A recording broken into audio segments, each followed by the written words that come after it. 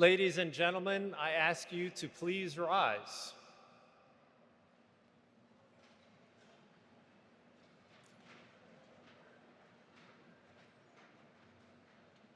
On behalf of the faculty and staff of the Fuqua School of Business, I present to you the Master of Quantitative Management class of 2018 and the Master of Management Studies class of 2018.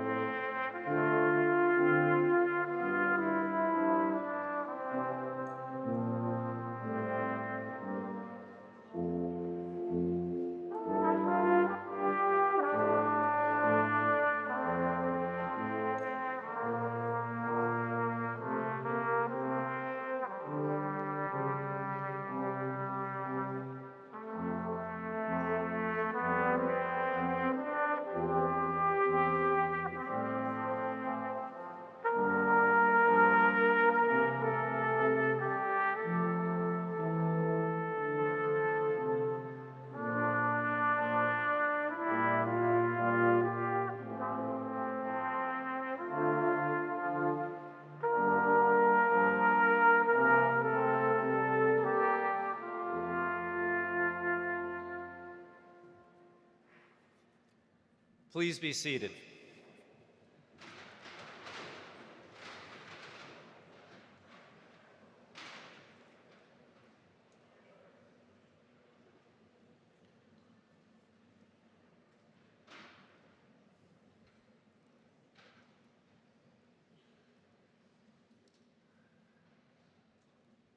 Every year, the final graduation test is, can you actually find your seats? So congratulations. I'm Bill Bolding. I'm the Dean of the Fuqua School of Business. It is an incredible privilege to be in that role because in my view, every day at the Fuqua School is a fantastic day, but today is an extraordinary day. And it's a day that we celebrate these amazing soon-to-be graduates in front of us. And during the ceremony, you're going to hear us say MMS and MQM, and hopefully everyone knows what that means. So I'd like to first congratulate our graduates. We're here for you. This is your day. And it's been an incredible journey that's brought you here. And we'll have some time to reflect on that journey throughout the ceremony. But let's not forget that you are, in fact, the stars of the show. With that said, I'm incredibly grateful that we have friends and family here to support you today, people who have supported you throughout your journey, and for them to join us makes this all the more special, all the more memorable. So thank you to all the people who have traveled both near and far to join us today. I'd also like to thank the faculty and staff who nurtured you during your time in your respective programs. They put full measure into making sure that this would be an experience that you would never forget, and hopefully in a positive sense. They poured their heart and soul into one goal, which was to give you the experience of a lifetime, to give you a transformational experience. And I'd like all of you, as you're sitting here thinking during the ceremony, to engage in the following thought experiment, which is, who were you a year ago at this time? And who are you now? What's changed? What new capabilities do you have? What new confidence do you have in terms of where you can go and who you can be? I think that you'll reflect and decide that you have had a life-altering experience during your time at Fuqua. So, let's get on with the show. The first thing that I'd like to do is to acknowledge our faculty award winners. And so each year, the students will acknowledge those faculty that they found to be most instrumental in their development during their time in these programs. And so we have some faculty members who will receive the Award for Innovation and Excellence in Teaching. These awards are based on approachability, continuous improvement, degree of challenge created for students, and the degree of innovation. We give out 2 awards in the MQM program, one for the core class and one for a track class. And in the MMS program, we give a single award since you have all core courses. So it gives me great pleasure to first begin with the Excellence in Teaching Award for the MQM core class. This award goes to Ryan Burke.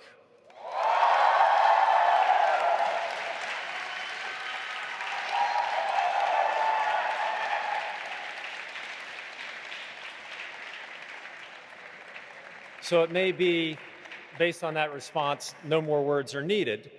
So Ryan was the instructor for the data infrastructure course. And in terms of the kinds of comments that we got from students about why they voted for Ryan to receive this award, the single most heard comment was, he really cares about his students. He's extremely patient. I don't know why he would need to be patient, but apparently he was patient. Extremely dedicated to helping us understand data science. And also repeatedly heard that somehow he was able to make Windows functions funny. That is astonishing skill. So I'm pleased to present the Core MQM Award to Ryan Burke. Ryan.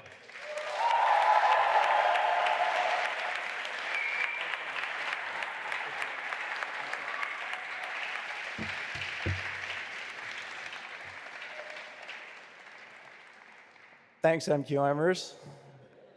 It's hard to believe that a mere 10 months ago, I was first greeted by your bright and cheery smiling faces. Gazing out at you today, I can't help but wonder, have you slept at all since? It's also hard to believe that on the first day, instead of jumping straight into select star from, or the joys of Jupyter Notebooks, I immediately proceeded to threaten stragglers with Justin Bieber karaoke.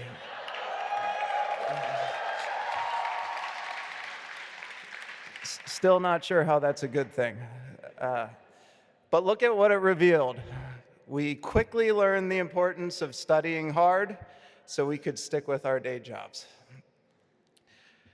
Since then, I've had a front row seat for a truly impressive transformation, from struggling with SQL to performing highly detailed and insightful analyses that have wowed, and I can attest to that, have definitely wowed your clients.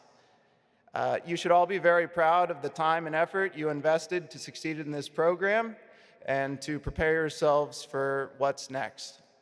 And what is next exactly? Well, most likely a client database filled lovingly with null values. So, thanks again.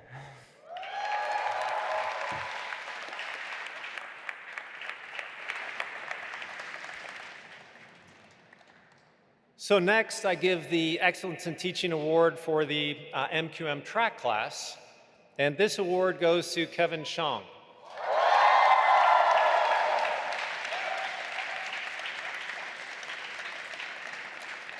And as all of you know, Kevin was the instructor for the Operations Analytics course. So when we asked why did people want Kevin to receive this award, they universally praised his ability to structure a class that was relevant, that he deeply cares about ensuring that all students understand the material, and yet somehow manages to make the class extremely fun. I'm not sure why operations wouldn't be fun just on the face of it, but this is a rare combination, and I am pleased to present the Track MQM Teaching Award to Kevin Shang.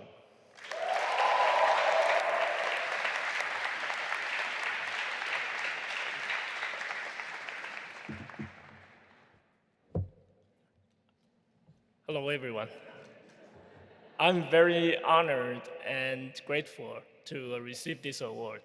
And I think it's my privilege to have the opportunity to work with all of you. I would like you to know that it is all of you who have made this course interesting and a joy to teach. And Jeremy told me I have a minute, right? So I guess I spoke too fast. So for those who were in my class, you probably remember that I said in the final exam, if you don't know what to write, what will you do? Bottlenecks, great. So I'm going to tell you the same principle still applies for the last day of your class. Now, after today, I'm sure that all of you is going to encounter challenges in your life. So please do remember the principles of manage the bottlenecks. Try to identify the root causes and try to break it. And I'm sure that all of you can do it in a very successful way. I'm very confident on you. Thank you again for this special honor. Thank you.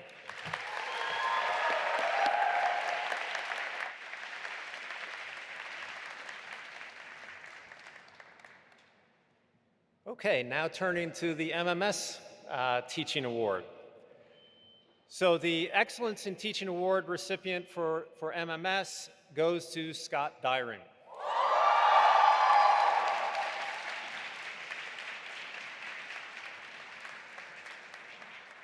Scott was the instructor for Principles of Cost and Management Accounting. And so, once again, when we talked to the students seemed to be amazed that Scott was able to make accounting both fun and relatable. I'm detecting a theme here, and I'm starting to worry that people in the audience don't understand that on the face of it, all business subjects are fascinating and fun. But anyway. But he also, in addition to making it relatable and fun, he drew on themes of morality and integrity and made sure that you understood the importance of integrity in all accounting decisions. His engagement in the classroom, and this is a little bit odd, was especially interesting in the form of a teddy bear company CEO. For that unique way of teaching, he has earned this award. Unfortunately, Scott is not here today. He cannot be here, although I know he very much would like to be. And so I am going to accept the award on his behalf. I don't know if I'll give it to him or not. I may just keep it. But we are very happy that Scott has won the award. We're sad he cannot be with us here today.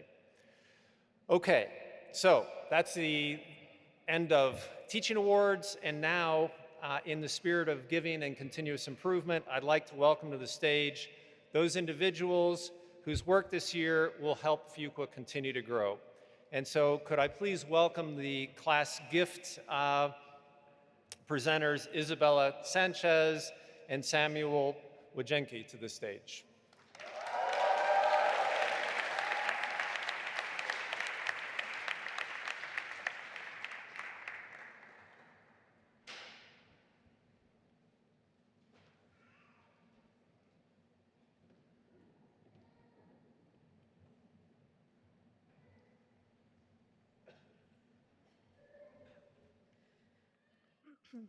Hello, everyone.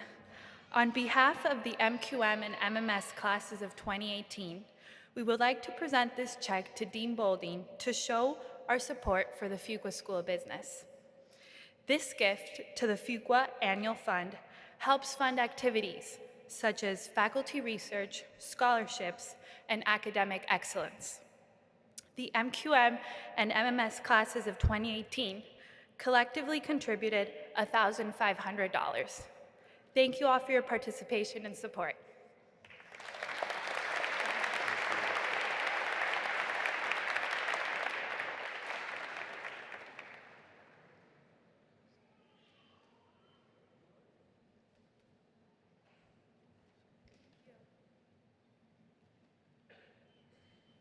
I'm not sure that check will work in the drive-through window, but thank you for the really big check. And what I appreciate more than the size of the check is what it means in terms of your willingness to invest in those that will follow you and to show your commitment to the future of the school, which is incredible. So now I'd like to have Jeremy Petranka come to the stage and start to act as our MC.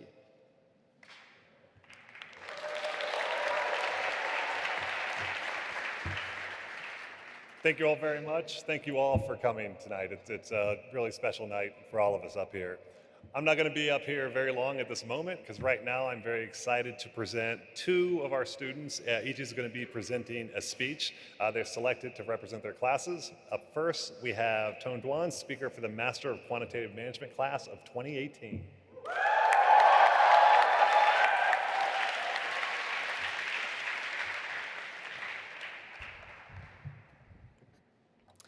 Thank you, Dr. Petranka, for the introduction. Today, as we are celebrating an end of a chapter and a beginning of the next, we must acknowledge that without the unconditional love and support, teaching and guidance from our parents, families and friends, faculty members, and administrators, we would not be here today. Please join me in applauding those who made today possible.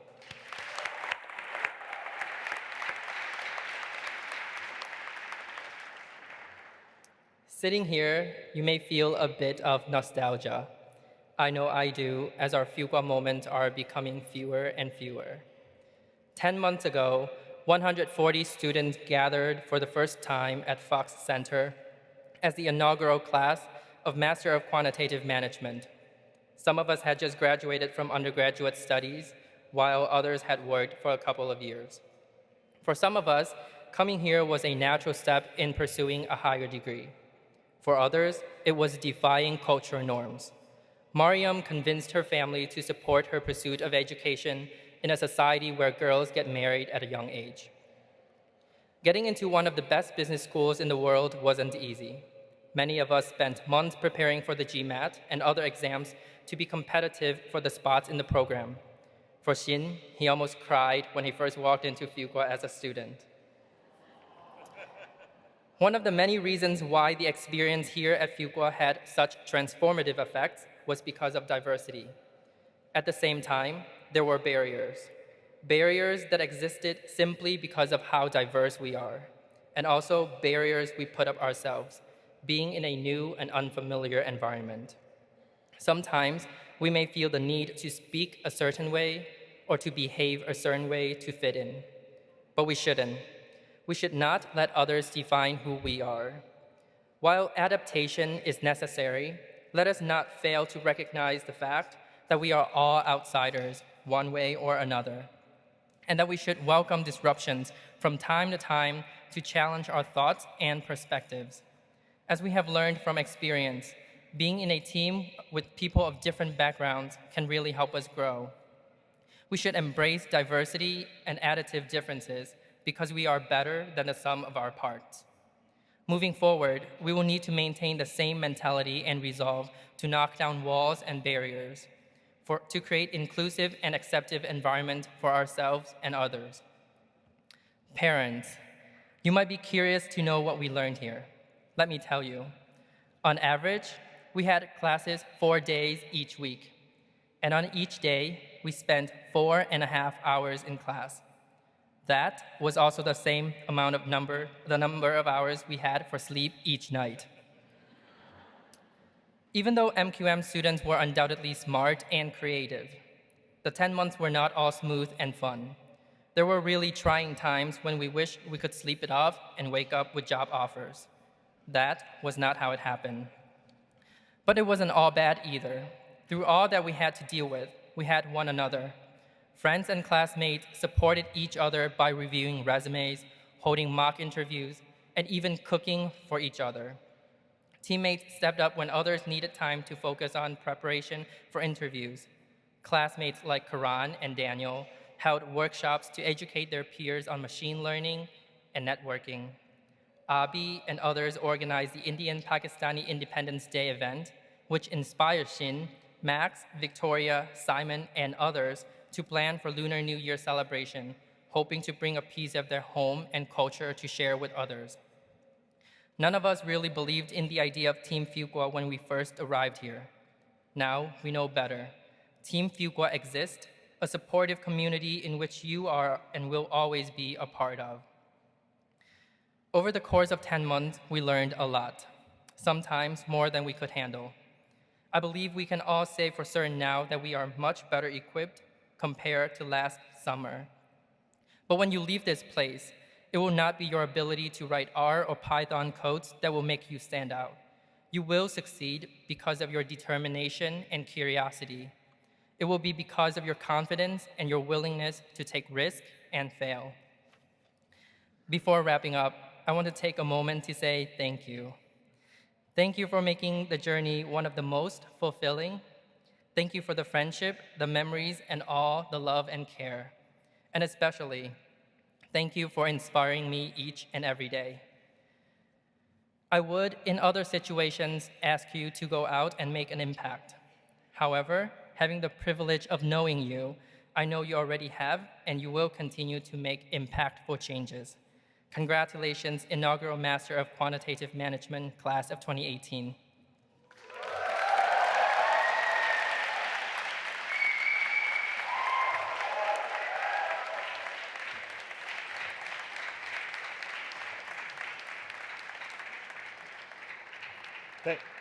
Thank you so much.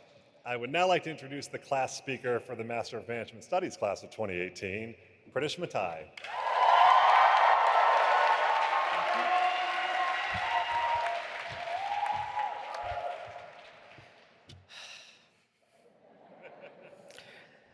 The class of 2018's Fuqua experience has largely been a celebration. In particular, a celebration of people. From the very beginning, we realized this was going to be a few short months, and we should make the most of it. Together, we've celebrated weddings, engagements, birthdays, job offers, the end of each and every exam, and sometimes just the end of a busy day. We started the year as strangers, but throughout the year, we moved from Team Fuqua to a Fuqua family. I remember my first day in Durham.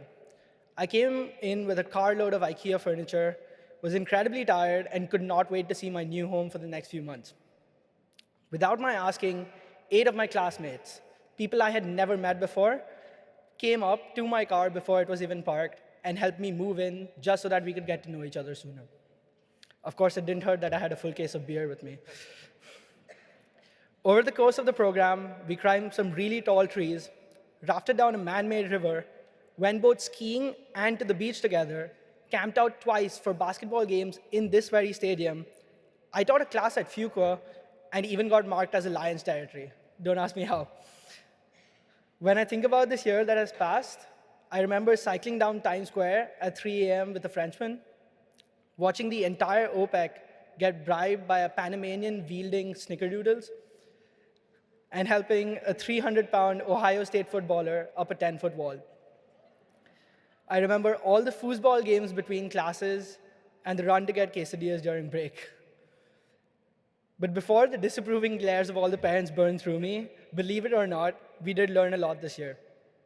While we learned the fundamentals of business through countless lectures, cases, and exams, I feel our true learning came from certain unexpected moments and experiences. Carter racing truly shocked us and showed us sometimes things go wrong and there's not much you can do about it. Scott and his teddy bear showed us that most people have ulterior motives and to never blame your boss. And Disney showed us how a business can not only be profitable, but it can touch millions of lives. Learning all of this together with you has been the true value of our Fuqua education. Through this year, we learned to support each other's ambitions, and in our teams, accomplish what no single individual could do. I hope we can continue to do so now and for the years to come. However, none of this would have been possible without Deans Bowling and Petranka, Ali McLaren, who helped us maximize our time here, the CMC for being our guiding light, and most of all, our families, without whom we would have never made it here. Thank you. Last year, on this very day, we were just people scattered around the world. Today, when we leave this place, while we shall once again be scattered, we will be the MMS class of 2018, joined by bonds of shared experiences, camaraderie, and a sense of family. Thank you all for a wonderful year.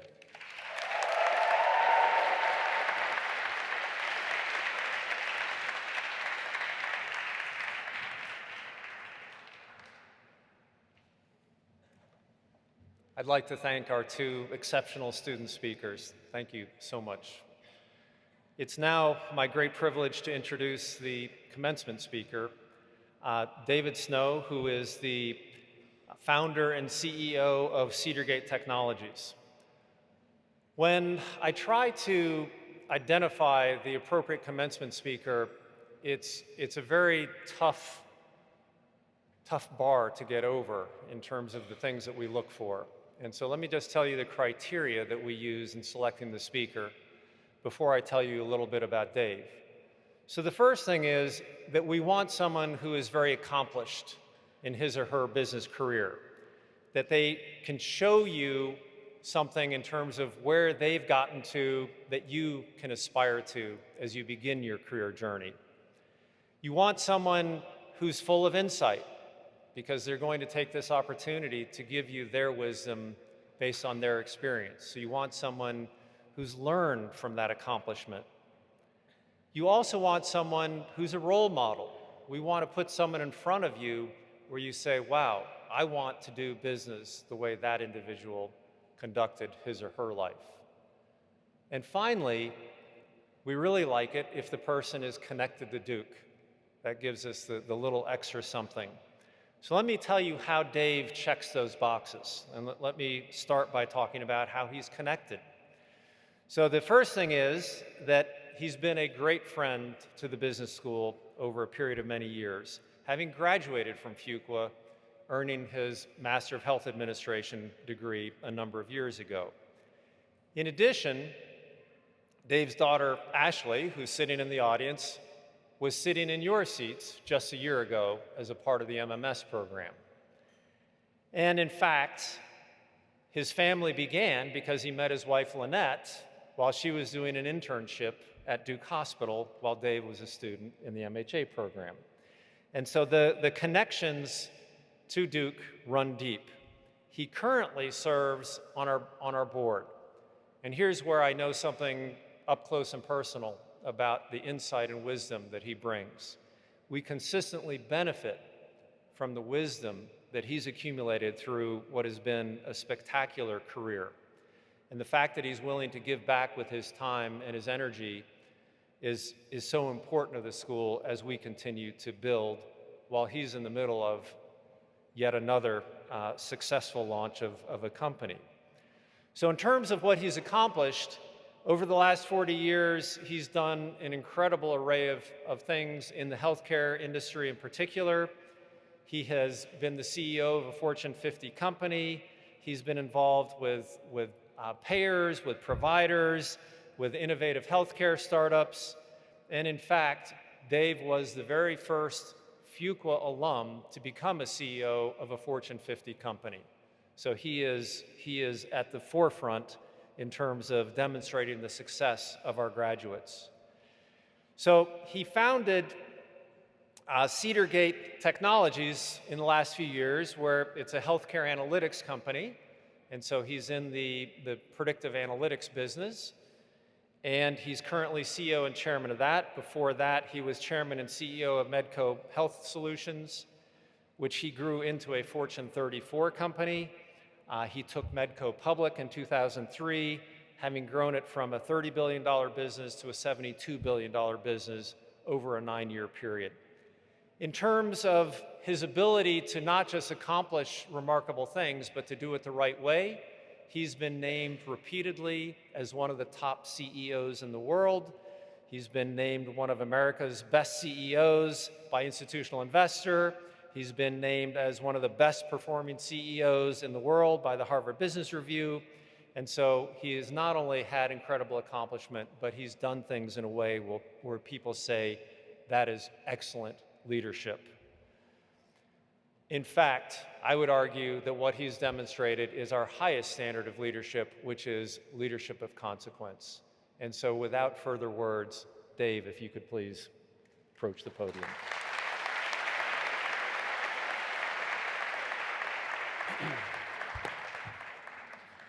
So thank you, Dean Boulding. It's indeed an honor to be here to speak with all of you today.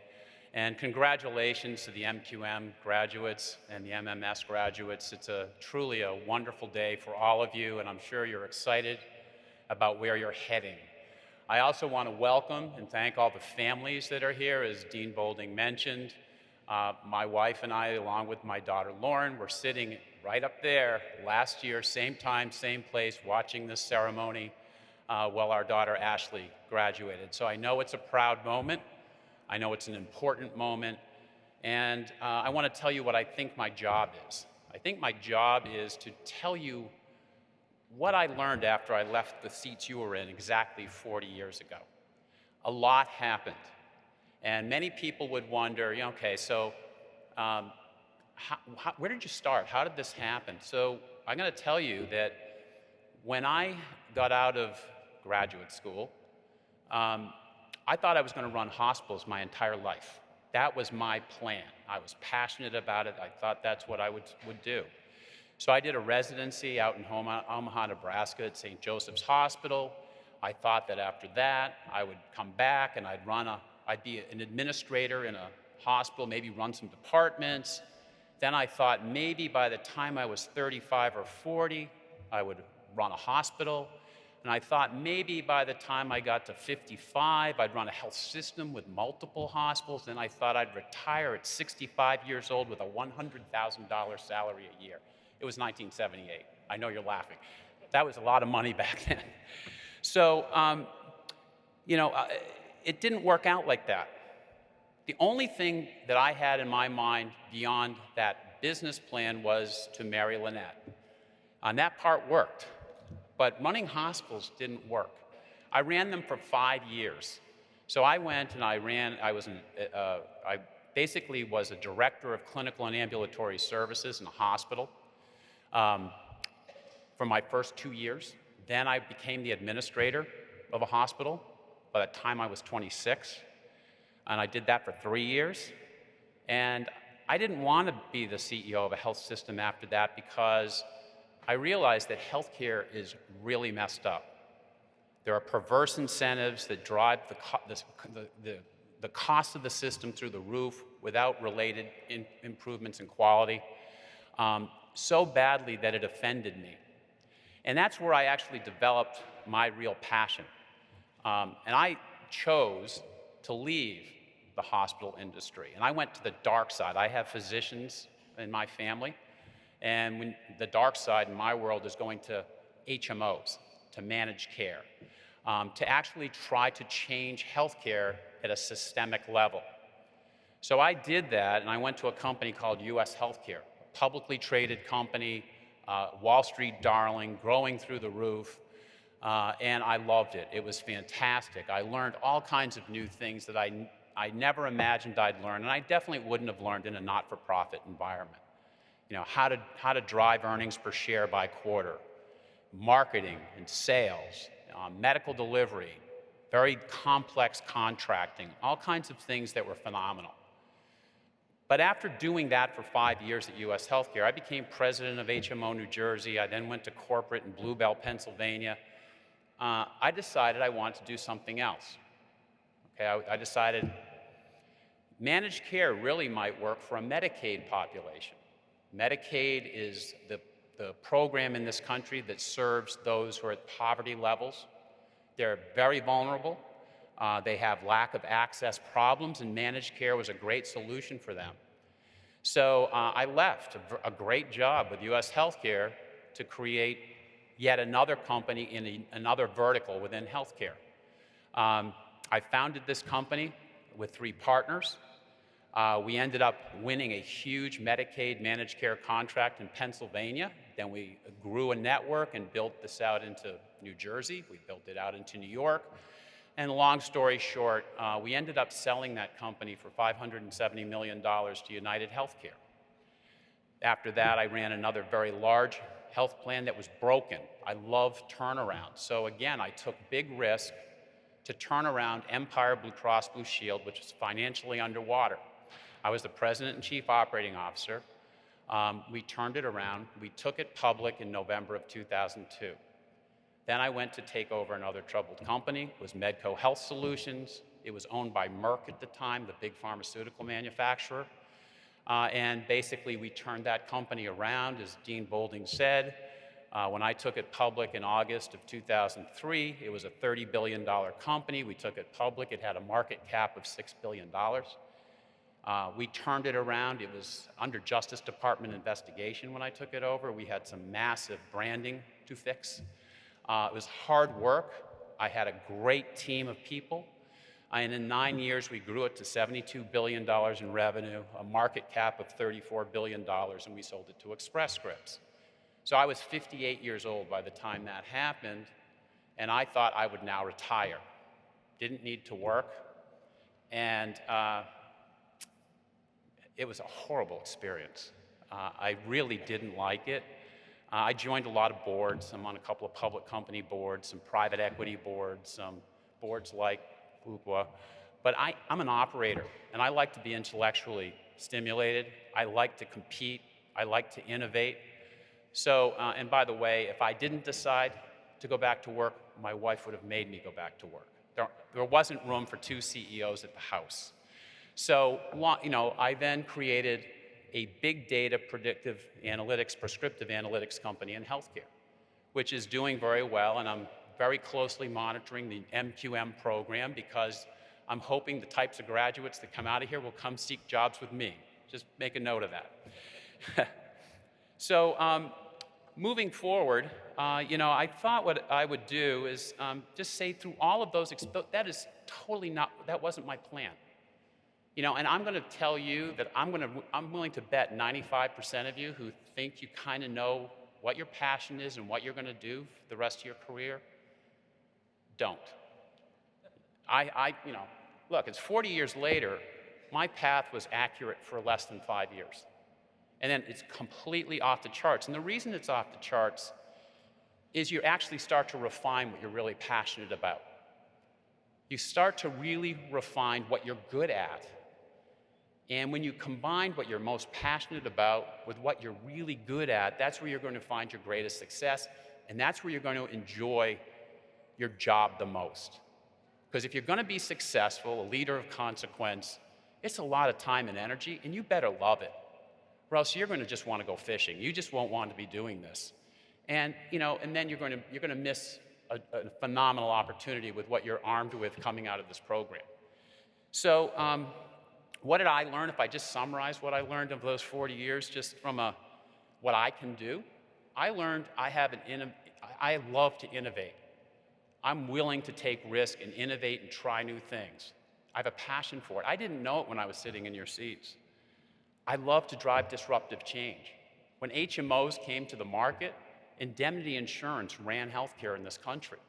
We were these young, scrawny, startups, and now managed care is king of the hill. And frankly, it's never good to be king of the hill because then you get fat and lazy. And I wish someone else would come in now and start disrupting them because they're not doing the job I expect them to do. But that's another story. I love selling, and I love creating brandable differences. I didn't know as a marketer, but I love it. I love creating unique and brandable difference, and I love leading people who are incredibly competent, and I like fixing broken companies. Seeing in a platform that someone else doesn't see an opportunity to innovate and reinvent the company and make it successful like I did with Empire and Medco. So why am I telling you all of this? It's because I want you to know I know what it feels like to be sitting in the seats you're sitting in. And I also know what I wish someone told me when I was sitting there.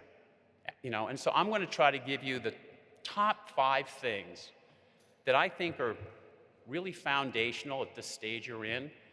And I'm assuming, as part of these comments, that ultimately you want to be leaders of consequence. Whether it's leaders of a team or CEOs of Fortune 50 companies, it doesn't matter. The same sorts of things apply. So there are 5 simple things, and some of you are going to think, boy, this is really obvious. I'm just going to tell you that when you're in the situation, it's going to ring more true to you than it will right now, even though it might sound obvious. And I'm going to start with number 1. You've got to follow your passion. Every job you seek, you follow your passion. It's not about the money. If you really love what you do and you're passionate about it, I guarantee you the money always follows. I never once, in my entire career, left a job I was passionate about because someone else offered me more money. That's just not, at least for me, that wasn't a formula for success. Follow your passion, learn what you're great at, you'll be incredibly effective. Your passions are going to change as you gather experience. You're going to learn things you don't know right now. And as a rule, for me anyway, people are at their very best when they're doing something they care deeply about. If they don't care deeply, they just tend not to be as good. And a corollary to that is I believe that typically passion is driven by a noble cause, right? Wanting to do good for society, wanting to make a difference. At least that's true for me. And I've learned in my career that the best employees that I hire are the ones who are passionate about a noble cause, especially when that noble cause and passion is about what my company does. If I interview someone who's clearly passionate and really wants to make a difference versus somebody who wants to come to me because they'll make more money than where they are, guess who I'm going to pick every time? Passionate people who care are the best employees, the ones you go to lead, and the ones who ultimately become leaders of consequence. It's how you build a world-class team, by the way, and it's how you become leaders of consequence. Number two, you need to be willing to embrace and drive change. The traditional business world is changing at an amazing pace. Brick and mortar retailers are being disrupted by internet shopping like Amazon.com.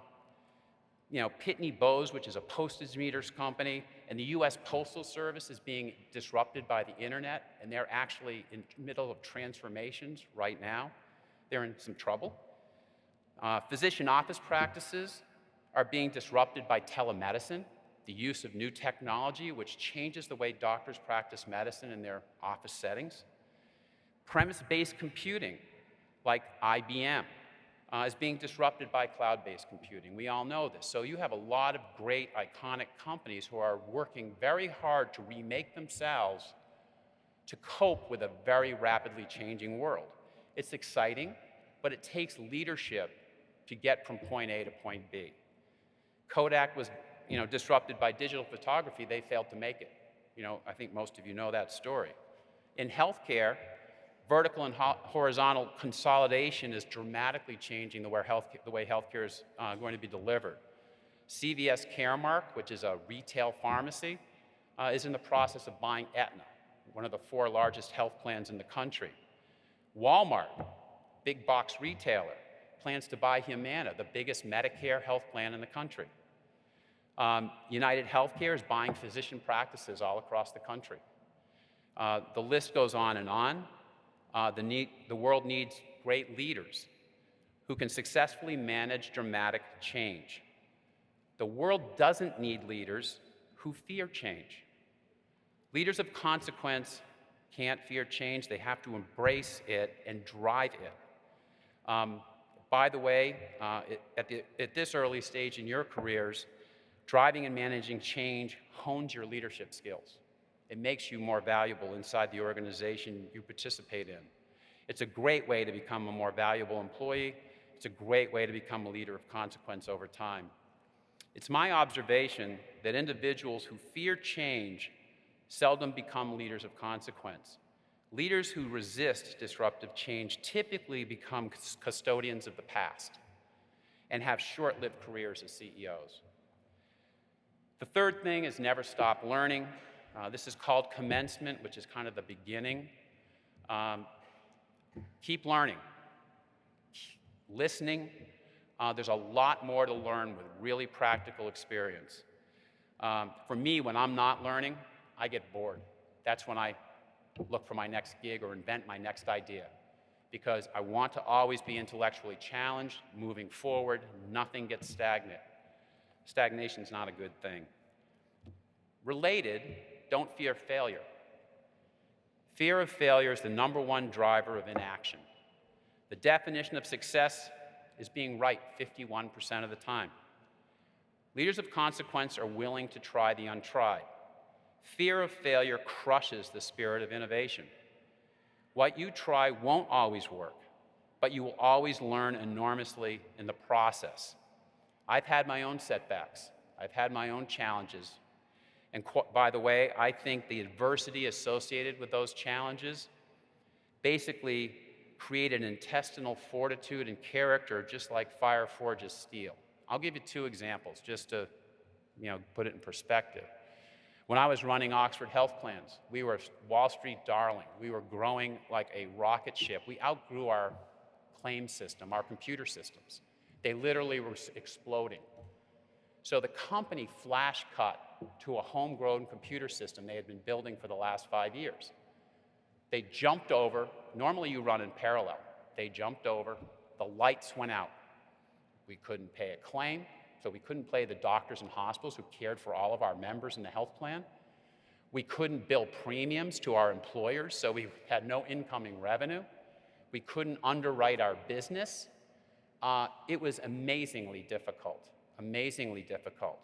But I'm going to tell you something. When you think about Team Fuqua, I like to watch teams when you're under that kind of pressure.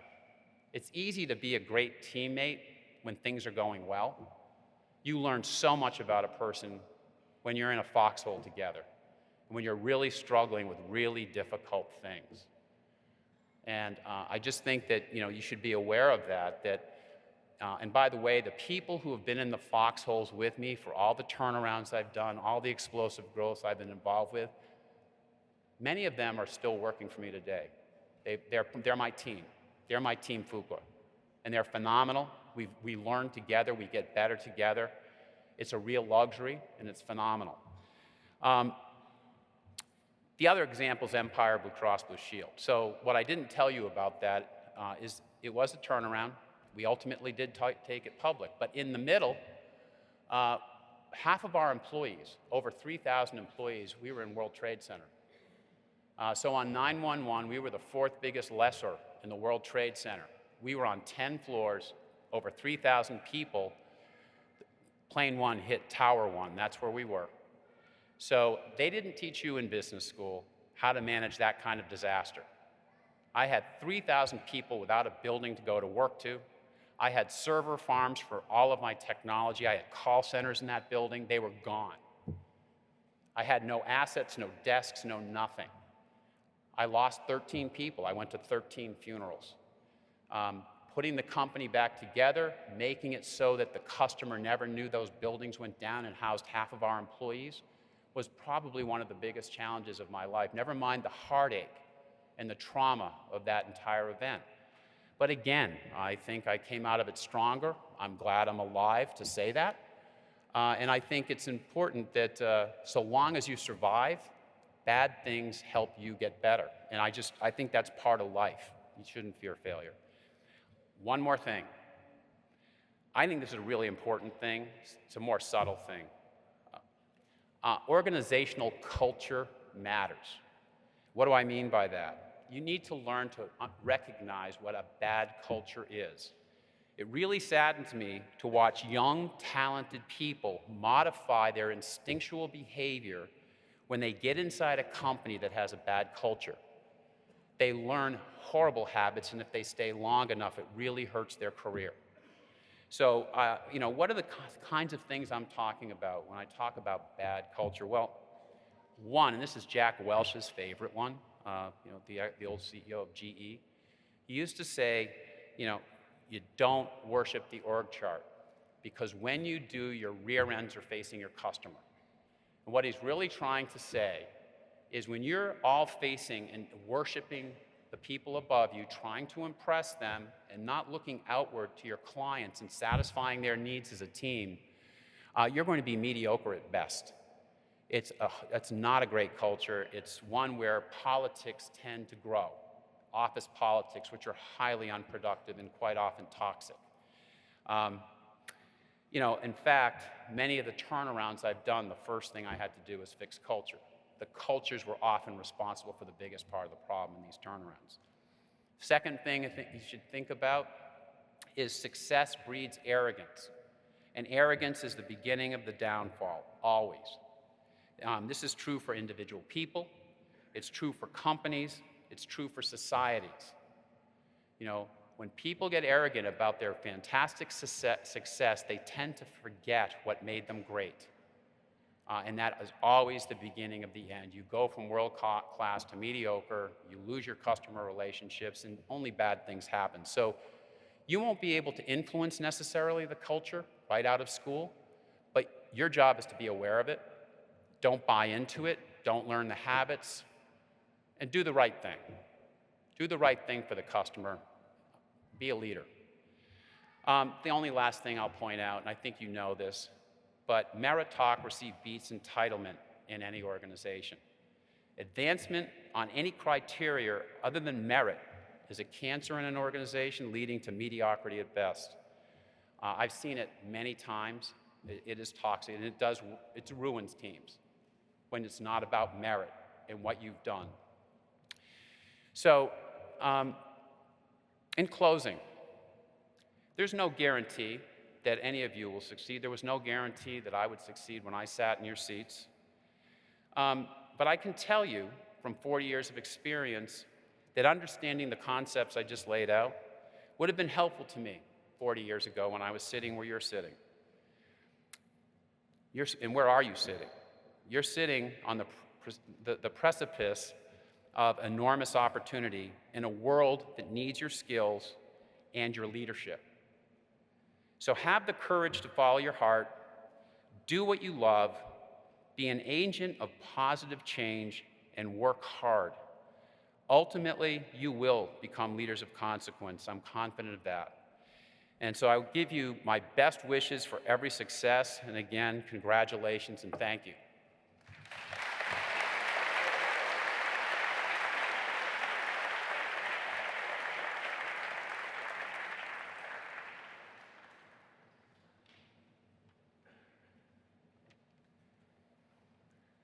So many, many thanks, Dave, for sharing your purpose, your passion, your wisdom, your insight, and you have accumulated an incredible amount of wisdom over those 40 years.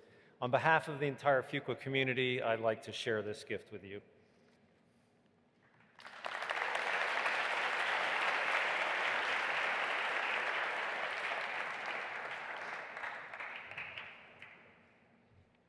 Now, for the reason that you're all here, now is when we get to start celebrating the students. Before we celebrate all the students, we'd first like to acknowledge a few specific students. So first, for each graduating class, we recognize the top 10% of students for their academic achievement. These students are designated as Fuqua Scholars, which you can see noted in your program. I'll read the names of the Fuqua Scholars alphabetically, and I ask that as I read each name, the students stand in place and stay standing. This is hard, but I also ask the audience to wait until I've read all the names before indicating your support and congratulations. Hopefully that will work. The Master of Quantitative Management Class of 2018 Fuqua Scholars are Shi Chen, Yan Gao, Sun Hyun Kwan, and again, please stand as I say your name, Max Liang, Kyle Liu, Junfei Liu, Vanessa Wenyi Mai, Chen Xiao Xian, Davide Scarbi, Robin Song, Wei Soon, Xian Wen, Shou Sheng, and Sharon Sheng. Please join me in congratulating the MQM Fuqua Scholars for outstanding achievement.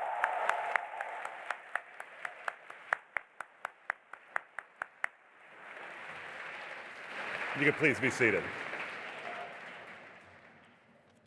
That went very well. Now I'd like to recognize the Master of Management Studies class of 2018 Fuqua Scholars. Once again, I ask that each student stand in place and stay standing, and the audience hold their applause till I've read all the names. The Master of Management Studies class of 2018 Fuqua Scholars are Akash Agarwal, Lan Bui, Jatin Dahia, Shwan Elena Liu, Kingston Leo, Anna Ma, Han Eli Win, Su Yon Oh, Han Shui, Si Yi Xiao, Frederick Soikens, Shou Wang, Carlton Young, Wan Chi Yu, and Tian Song Shou. Please join me in congratulating the MMS Fuqua Scholars on their outstanding achievement.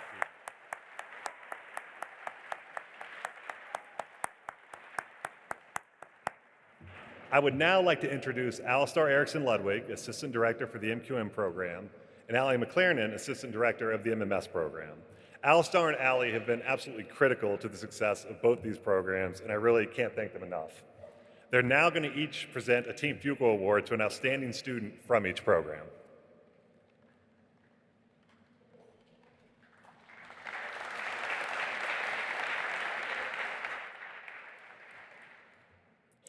The Team Fuqua Award was created this year to honor a student who exemplifies the pillars of our community and serves the student body. The winners of this year's award were active and engaged participants who consistently went above and beyond to enhance the Fuqua experience for their classmates through a positive attitude, hard work, and inclusivity. Davide has served as an articulate and engaged member of the MQM Student Association, serving as the Wellness Chair.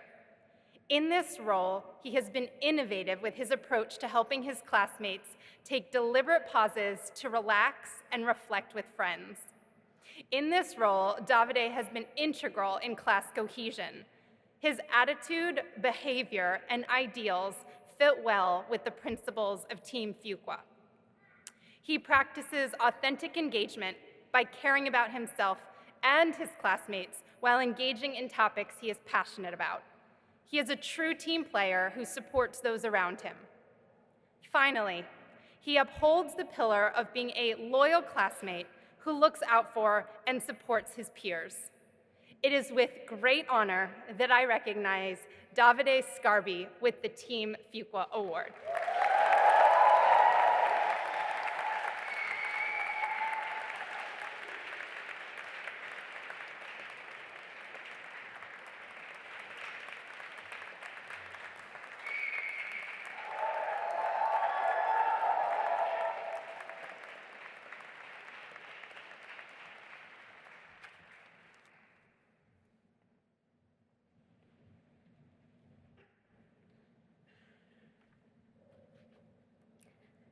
Before I present the Team Fuqua Award to this year's winner, I want to recognize the outstanding involvement among the entire MMS cohort this year.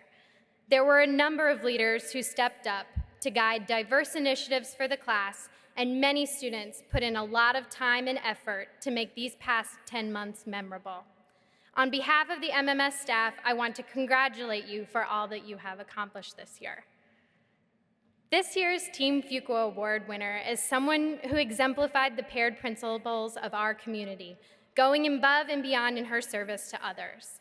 As the Student Association's social chair, her main mission was to create unforgettable experiences for her classmates that would bring everyone together. Her message was always, the more the merrier, and everyone is welcome. This year would not have been the same without her unconventional Facebook announcements, awkward Instagram account, and constant reminders to opt into experiences to connect and deepen the relationships with others in our MMS family.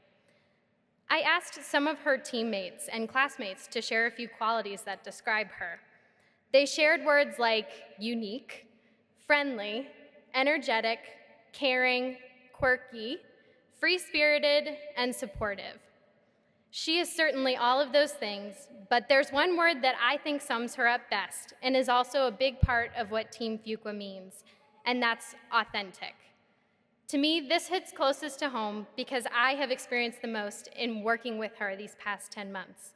I am grateful for her leadership, dedication, and service to the Fuqua community, and there is no doubt in my mind that she will make an impact in all that she chooses to do moving forward. Please join me in congratulating Maura Schwitter, winner of the MMS Class of 2018 Team Fuqua Award.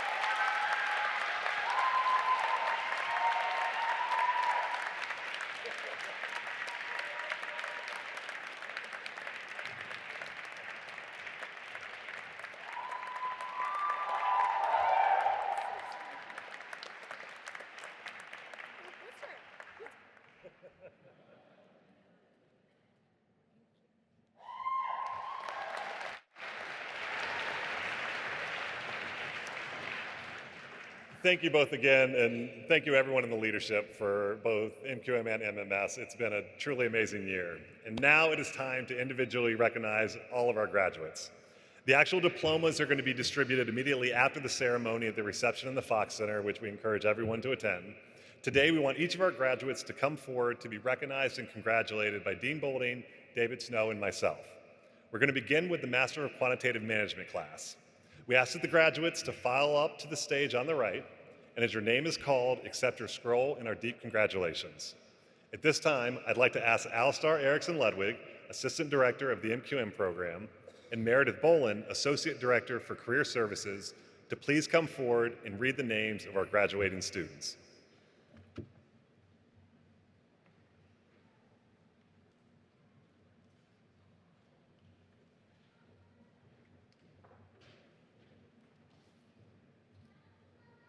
Juan Doan.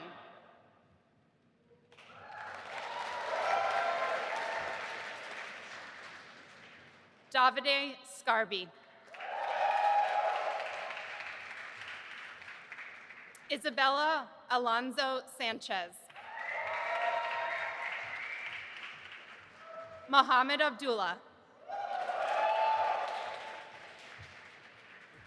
Matthew Beamshin. Siraj Bibi Nujer. Morada Shola Bola Olayedam.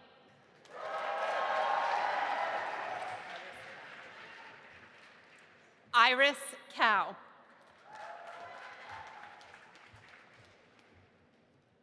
Richard Chang.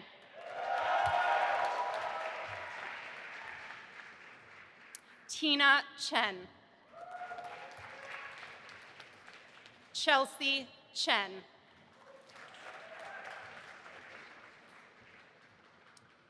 Yanran Chen.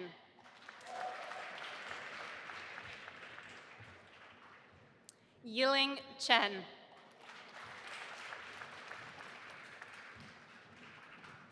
Yuyi Chen. Sewan Kevin Choi.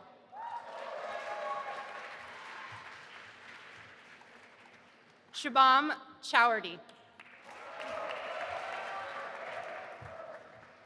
Jahui Chu.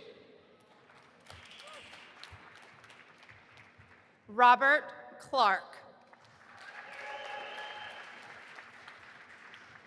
Erin Tree.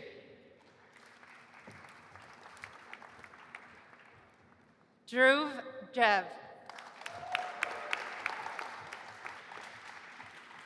Nancy Yachi Ding. Colin Dumke. Ichin Fan. Kenny Feng. Fong Yua. Vishal Gandhi. Lizzie Gao. Wei Gao. Wenyu Gao. Shu Gao. Yen Gao. Abir.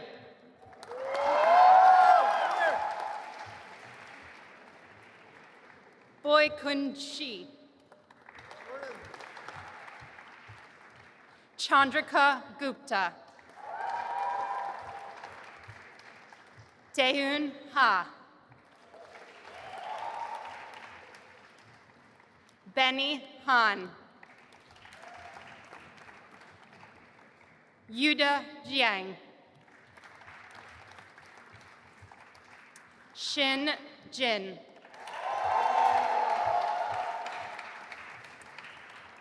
Younghoon Brian Jun.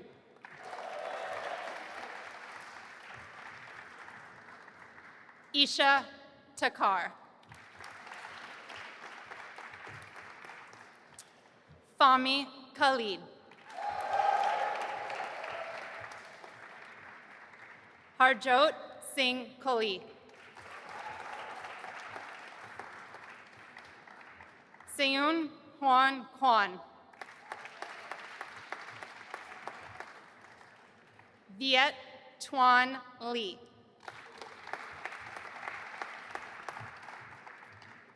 Kevin Lee.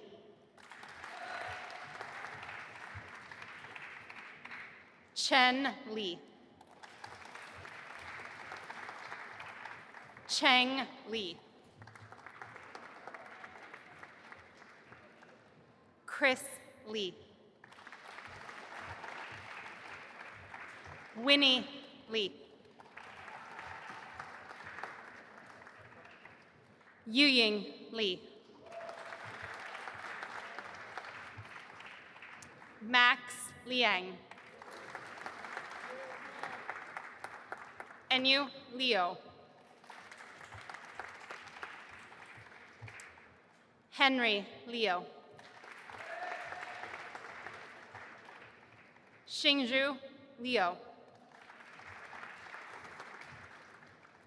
Simon Zhaoqi Liu.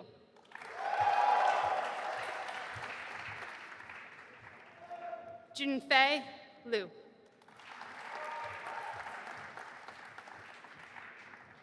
Lian Liu. Vanessa Weni Mai. Meghna Mazumdar.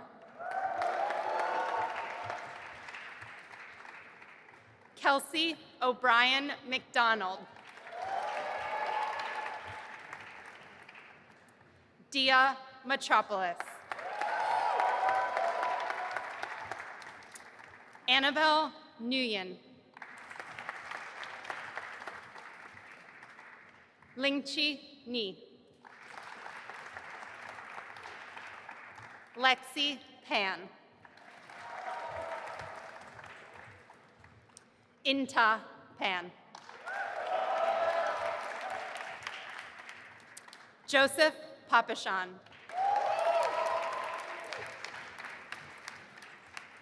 Lingyu Jenna Peng. Korawit Joey Powanchok. Chen Shou Qian. Abedin Rafiq.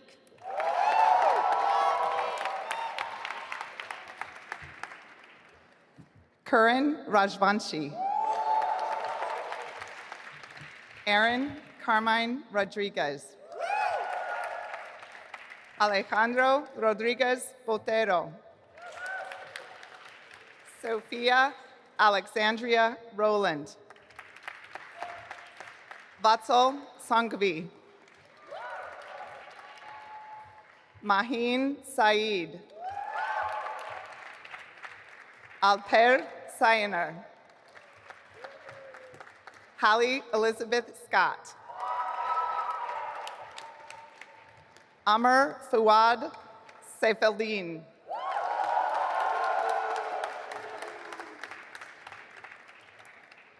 Samuel Asung Seo. Rutu Shah.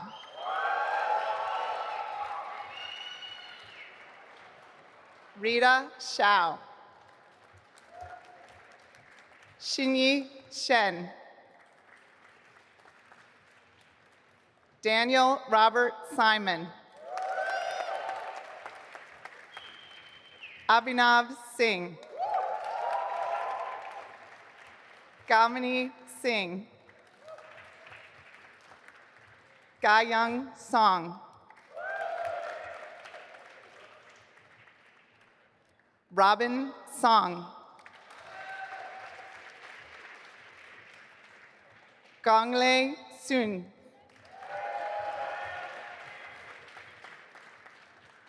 Liying Sun. Minchin Sun. Wei Sun. Chirin Tan. Li Tan.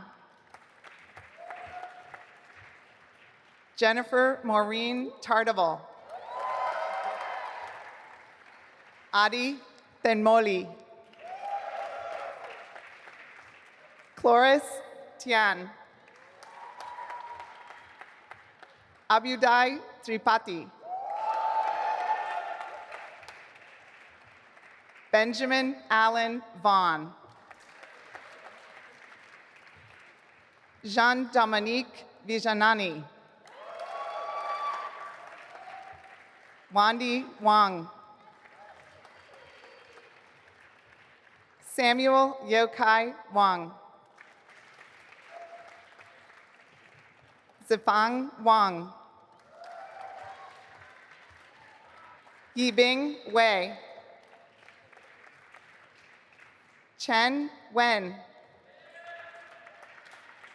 Wen Wen. Yichen Wu. Yichen Wu. Anshi Xia. Xiaomin Xie. Zongling Xie. Shirley Xu. Sarah Yalas. Xuz Yan. Jerry Yan. Juan Yang. Yishao Yang. Boija Yao. Jingting Yao. Mariam Youssef. Mandy Yu. Shinru Yu. Joy Yu. Jing Zhang. Gloria Zhang. Haoyue Zhang. Jiangyun Zhang. Jingyan Zhang. Junru Zhang. Mei Zhang. Victoria Zhang.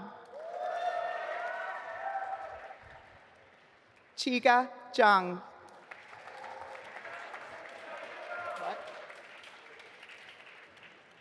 Yantao Zhang. Zhuo Zhang. Sharon Zhang. Stella Zhu.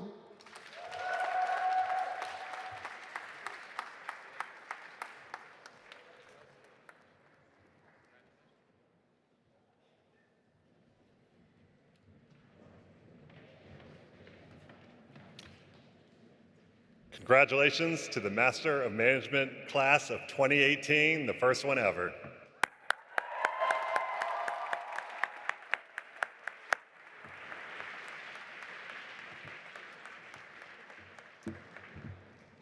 At this time, I would now like to ask Allie McLaren, Assistant Director of the MMS program, and Laura Lane, Associate Director for Career Services, to please come forward and read the names of our graduating Master of Management Studies students.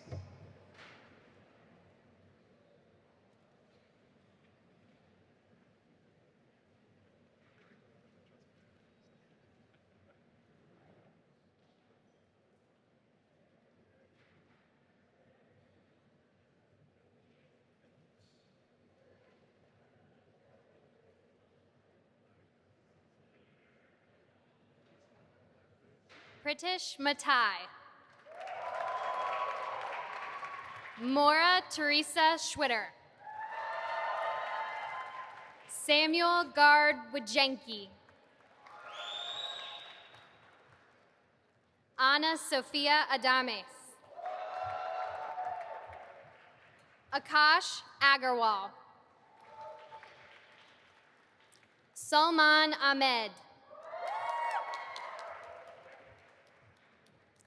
Tommy Asan. Chandrika Ahuja. Melinda Cusick Allen.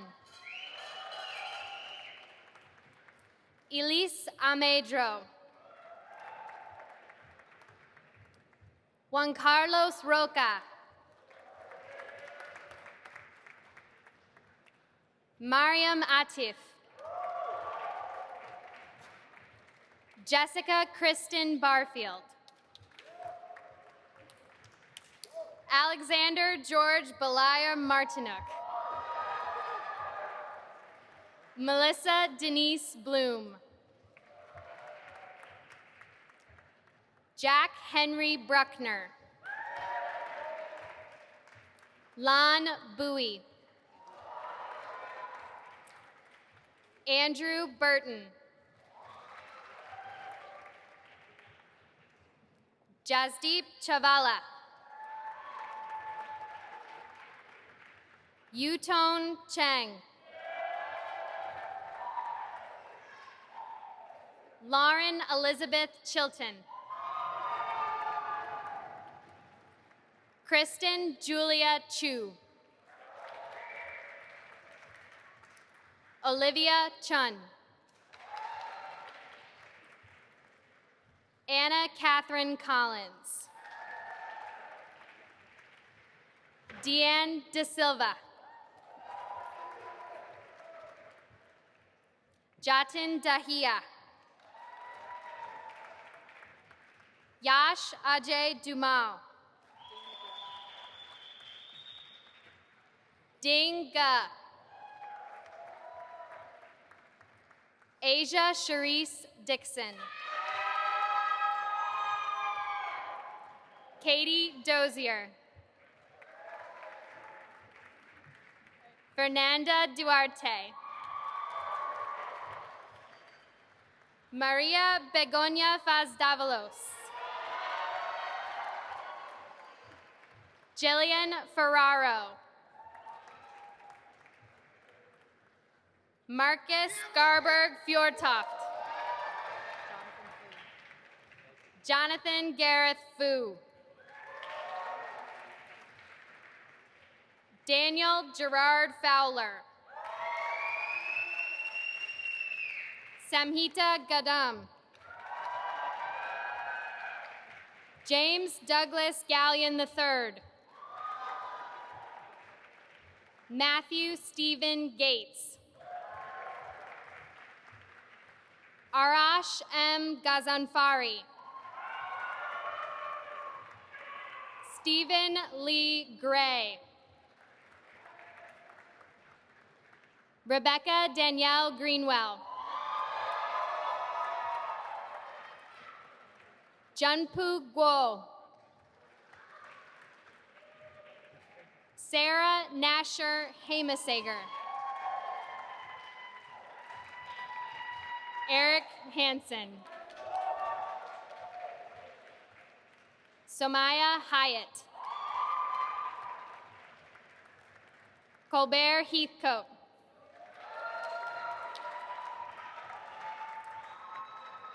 Jacqueline Etienne Hernandez. William E. Holmquist. Emily Robin Hunter. Paul Huang. Joanna John. Yira Jong. Ishta Junjunwala. Victoria Young. Dwayne Kalis. Kushagra Kohli. Chiyun Kui.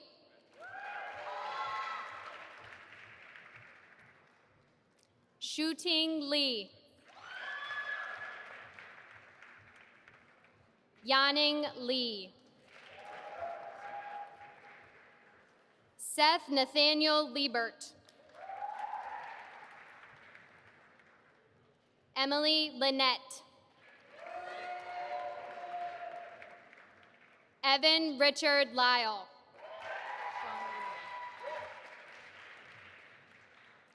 Xuan Elena Liu. Kingston Liu.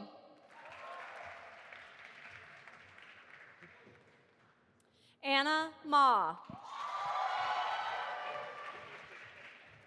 Joseph Michael Martin.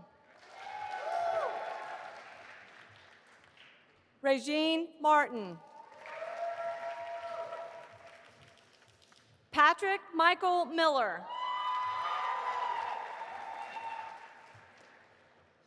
Rufaro Musharvi. Adita Nahata. Cody Nguyen. Hong Ellie Nguyen. Jillian Alicia Nobles.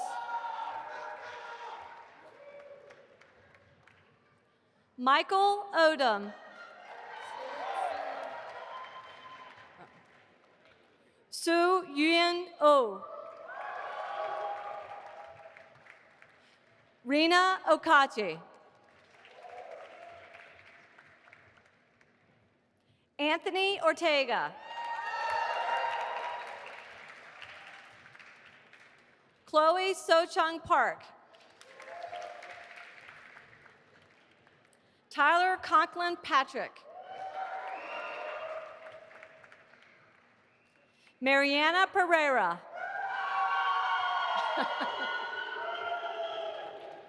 Henry Pickenen.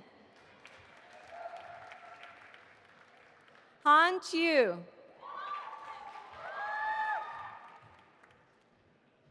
Xiaoqi Cho. Aryan Raj. Simra Raganwala. Jason Donovan Reed. Antoine Roblin. Maddie Rush. Sebastian Eric Johann Schikoff. Caitlin Marie Scrivano.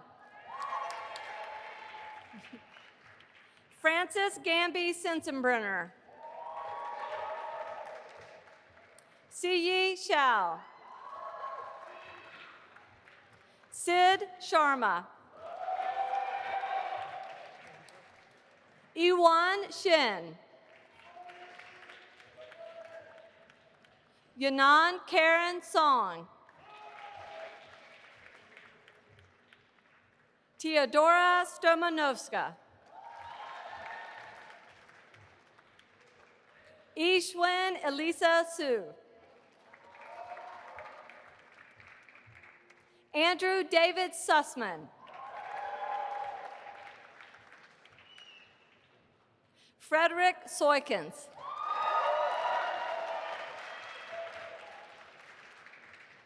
Maxime Siecht. Rahel Tefesi. Christine Tien. Jin Tien Tong. Brendan Austin Urban. Garrett Michael Vandeven. Angelo Fabio Ricardo Villani. Devin Jovan Waddell. Lindsay Walker. Xiaonan Wang. Joe Vong. Connor Timothy Ward. Aaron Faith Weber. Nicholas Alexander Winsel. Lin Yun Zhao. Rohit Yalamanchili. Carlton Young. Leanne Young. Chow Yun Melody Yu. Wanchi Yu. Attila Mert Yurt. Jaeyu Zhang.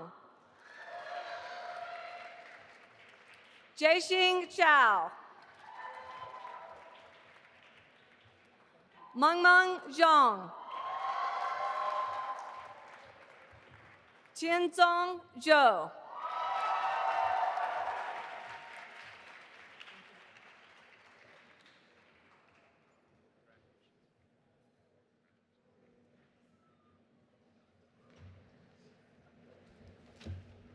Congratulations to the Master of Management Studies class of 2018.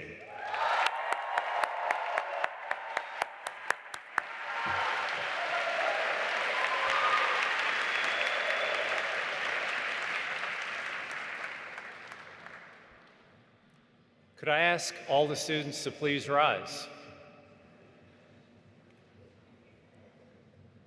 Ladies and gentlemen, I present to you the graduates of the Master of Management Studies class of 2018 and the graduates of the Master of Quantitative Management class of 2018. Congratulations.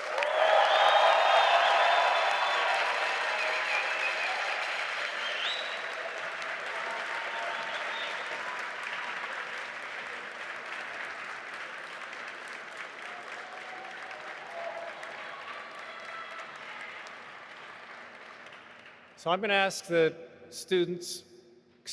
graduates, to continue standing. And if I just could let you know in the audience, you can remain seated until all of us process out and then join us in the Fox Center for continuing celebration. But before we march out of here, I'd like to say a few things. First, I'd like to thank all of you for joining us today. It's fantastic to have so much support from friends and family here today to make this occasion so very special. I'd like to thank the faculty, the staff for all they've put into this program. I'd like to thank Dave Snow for his great remarks, as well as the student speakers for their wonderful remarks. And so there are many, many people to thank. But mainly, I want to thank all of you in front of me for what you've done during your time here at the business school. If you think about what you've done during the course of your year, there are many, many things that I don't know about, and probably that's good. But what I do know, what is observable to me, is that you've changed us. So I talked at the beginning of the ceremony about how you've changed your own lives over the course of this year, but unquestionably, you've changed us for the better.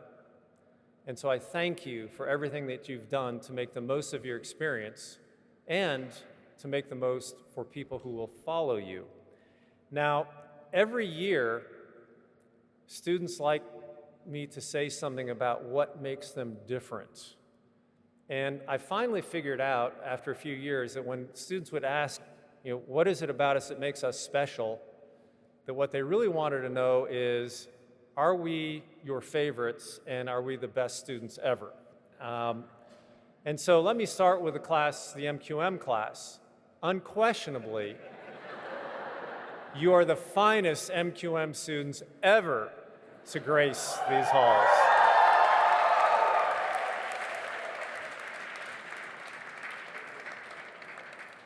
For the MMS students, even though your program has been around a few more years, absolutely, you are my favorites. You are the best. Now, since we have a graduate from the previous year sitting with us, I have to qualify this statement, which is to say the following. You should hope, all of you, that every year I say to that graduating class, best ever. Because what that means is that we continue on the trajectory that you've created for this school. And so my hope is that I will continue to say that year on year. But thank you for making it possible for me to say those words this year, and thank you for everything you've done to invest yourselves in this community.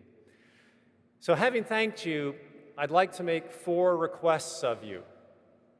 And no, I'm not going to ask you for money. That will follow. The first thing I want to ask of you is recognizing that this is your day.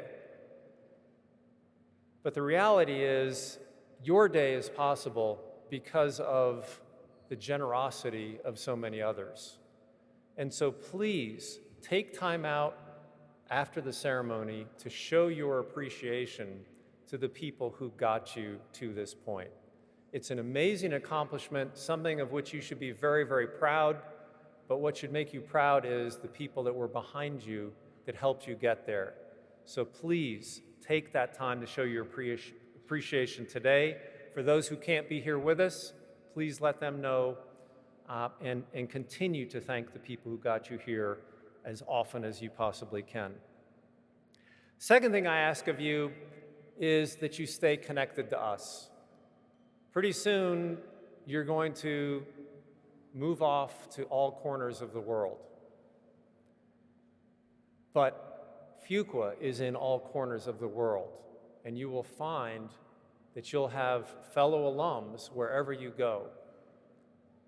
But we want you to feel that sense of connection. This is not a one-year transaction.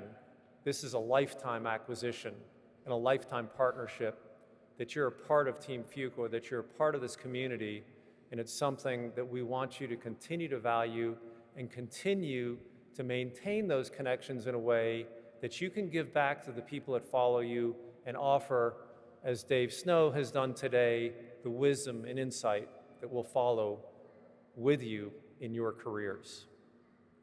The third thing I'm going to ask of you, I know you'll say that's stupid, of course we're going to do this.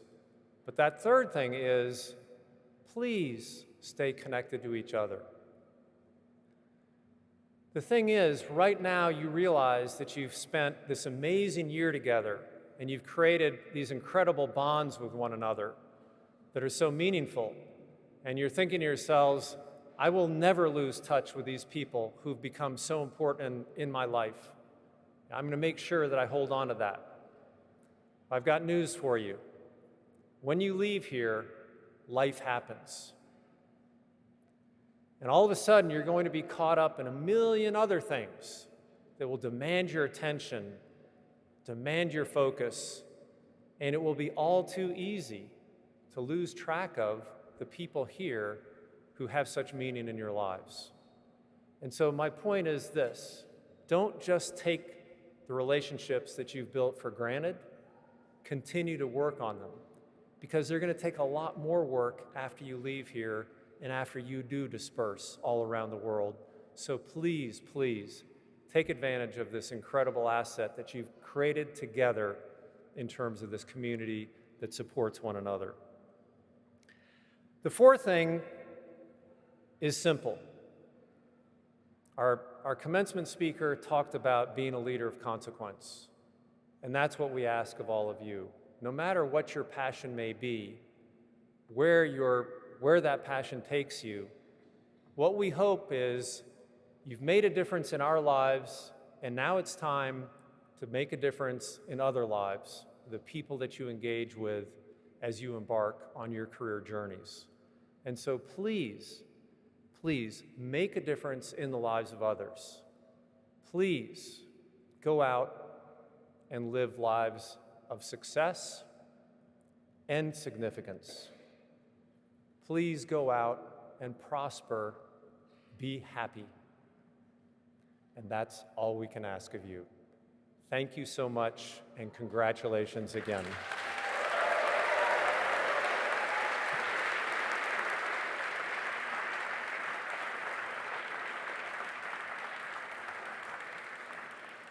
So with that, we really are done, and I look forward to seeing people in the Fox Center.